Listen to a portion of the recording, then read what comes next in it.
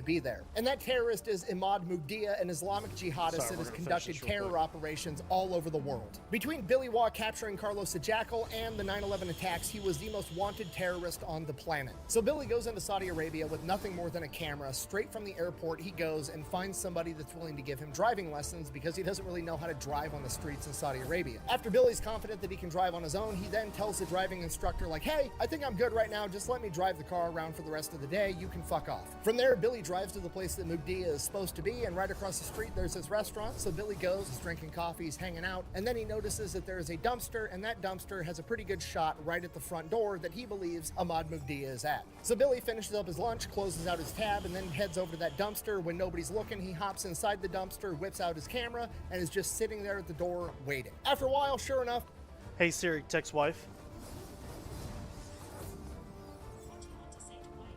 Your appointment is tomorrow at 3 p.m.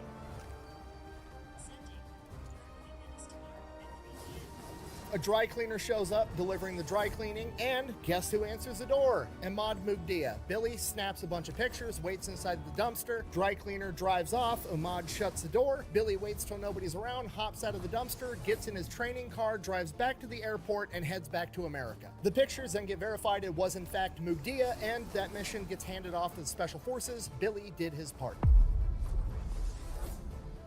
Billy continues working for the CIA. Again, we don't know what all he does, but in 2017, we do know that he went to Hanoi, Vietnam. And the purpose of that trip was to be a dinner guest for General Giap, the same general that he had attempted to kill all those years ago during the Vietnam War at Oscar 8. The entire interaction takes place through a translator, but the whole thing has this aura of like the two old warriors that made it to the end of the road that fought on opposite sides, and now they're just kind of reminiscing about it together. They have a long conversation over the course of hours talking about their perspectives of the war, their tactics, everything that went down, and towards the end of it, Billy informs him that he was on a green light team. He then goes on to explain what that was. He was one of the few people that was qualified to jump in behind enemy lines with a nuclear warhead and detonate it. He then informs them that early on in the war, there was a serious conversation that they were going to have him jump behind enemy lines with that nuclear warhead and blow up a pass in the Ho Chi Minh Trail with a ground detonation that would not only blow up the trail itself, collapsing it in, but it would also irradiate the earth, making it not passable for thousands, tens of thousands, millions of years. Shutting down the Ho Chi Minh Trail would have drastically changed the entire war if it even happened after that. The translator, General Giap's son, said surely there was no way America was seriously considering using nuclear weapons on Vietnam, to which Billy replied,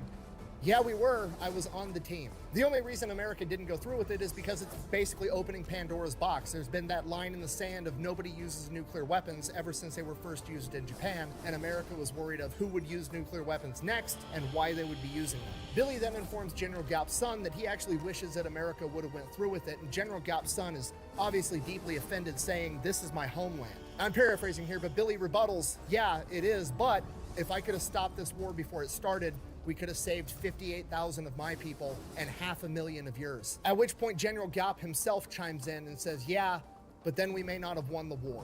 Clearly implying that losing 500,000 men was well worth it if it meant winning in the end. I've thought about this interaction a lot, and there's a lot of different things that you can draw from this very short interaction, but I think the moral of the story here is war is awful, and whoever's willing to do whatever it takes is probably going to be the victor. This is not verifiable, but allegedly Billy Waugh's last mission was in 2011 at the age of 82 years old, where he went into Libya to assist with the overthrowing of Gaddafi. Billy would then allegedly enjoy about a decade of retirement before passing away on April 4th, 2023 at the age of 93 years old. His cremated remains were then spread during a halo jump over North Carolina. Billy's longtime boss at the CIA said, and I quote, "You'll never know 100th of the things Billy accomplished for us. Most of what Billy Waugh did was never written down. Almost everything was on verbal orders from someone like me to someone like him." And that is 1/100th of the story of Billy Waugh, God the godfather damn. of the Green Berets. Thank you for watching. God's fucking Please support solid. the channels. Go What buy a- some what a merch. cool dude. FatElectrician.com. Quack bang out. out. Yeah, if you guys never seen him, definitely watch him. He's So I heard a story that you got close enough to bin Laden to kill him with a pencil. Well, I could have killed him with a pencil easily, but pencil's not going to do the fucking job. Because if I went for his heart, I might miss that son of a bitch for 4 inches and just piss him off. Yeah.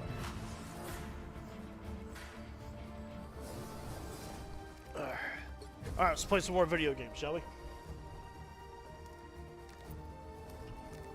Fat Electrician, super cool. Check him out if you haven't seen him. It's a mall.